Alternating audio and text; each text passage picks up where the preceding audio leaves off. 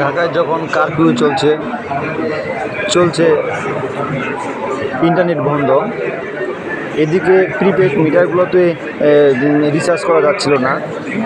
দুর্ভোগের শিকার হয়েছে সাধারণ মানুষ।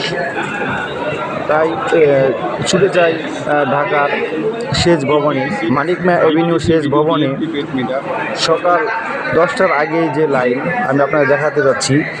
21শে জুলাই 2024 সকাল 10টা বাজার সাথে সাথে এই লাইন তাদের বিদ্যুতের মিটার রিচার্জ করার জন্য।